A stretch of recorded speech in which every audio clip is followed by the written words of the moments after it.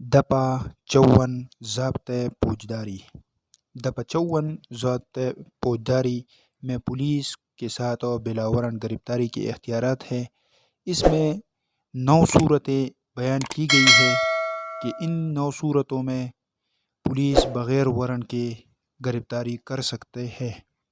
Number 1، قابل دست اندازی میں ملوث شخص ہو، یعنی اگر کوئی شخص ہے وہ کسی جرم قابل دست اندازی میں ملوث ہے تو اس کو بغیر وارنٹ کے گرفتار کیا جا سکتا ہے۔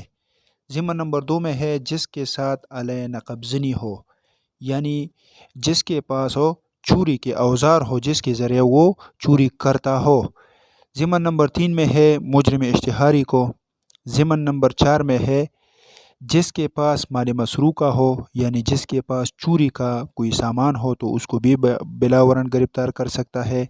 ضمن نمبر 5 میں ہے جو حراست سے بھاگا ہو، یعنی اگر وہ کوئی شخص حراست میں ہو اور حراست سے بھاگ جائے تو اس کو بغیر وارنٹ کے گرفتار کیا جا سکتا ہے۔ ضمن نمبر 6 میں ہے فوجی بگوڑا۔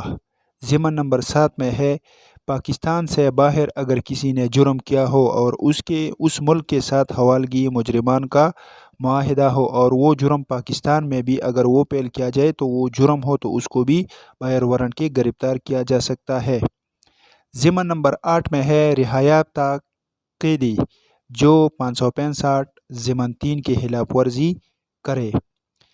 ضمن نمبر 9 اور جو آخری ضمن ہے اس میں ہے کسی دوسرے مجاز افسر نے گرفتاری کی ہدایت کی ہو۔